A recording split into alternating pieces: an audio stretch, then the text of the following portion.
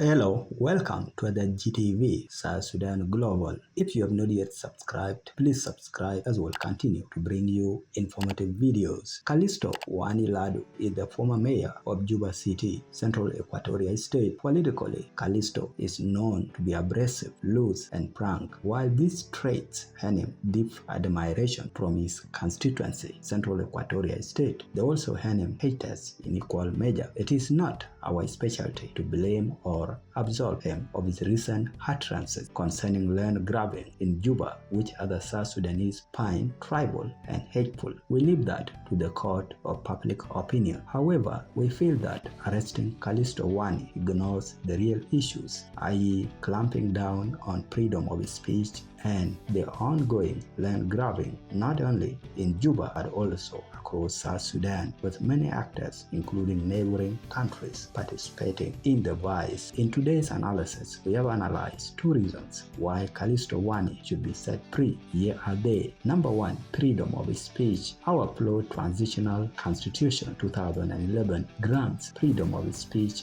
to all South Sudanese. Unfortunately, South Sudan is in the bottomless pit of sensitivity, alias wokeism. People, especially those in power, have become too sensitive to different thoughts and opinions. Currently, thousands of activists caged in the infamous Blue House are going through the horrors of hell, torture, sodomy, organ harvesting, electrocution, etc. under General Akol Code's National Security Service (NSS) just because they criticized him and his boss, President Salva Kiir, for bad governance. South Sudanese contextually are not free. Yes, we are borders, but we are not free. We are prisoners in an open-air prison we call South Sudan. Therefore, it is not a surprise to hear of the illegal arrest of Kalisto Wani due to his recent utterances. However, the complainants ignore freedom of speech enshrined in the Constitution, even though its flawed nature deserves respect. Arresting people for voicing their opinions is equivalent to bullying. Also, it means a lack of critical thinking to counter the argument of the antagonist in a feasible and clear-cut manner. We would have hoped the complainant would refute Kalisto Wani's utterances based on facts instead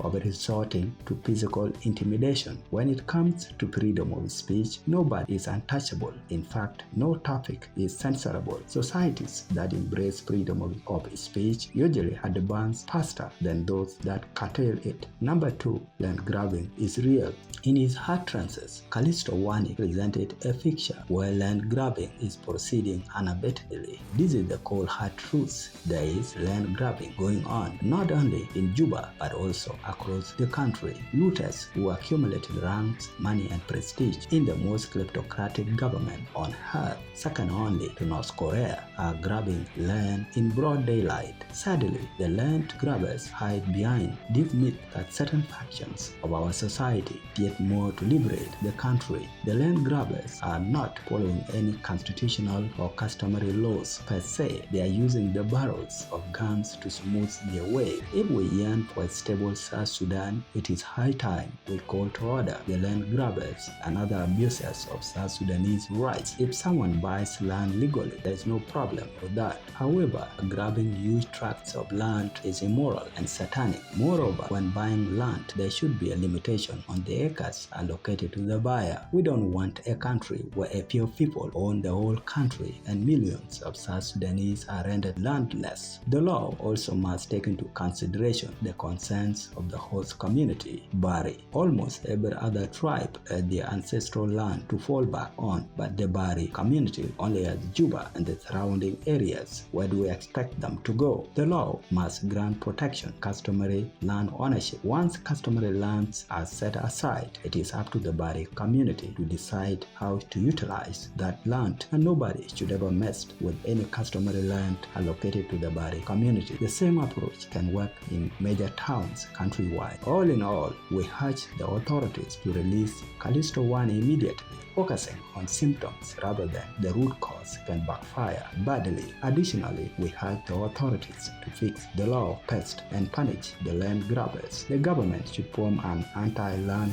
grabbing agency to combat the land grabbing menace. What do you think? Let us know your thoughts in the comment section below. If you have not yet subscribed, please subscribe as we will continue to bring you informative videos.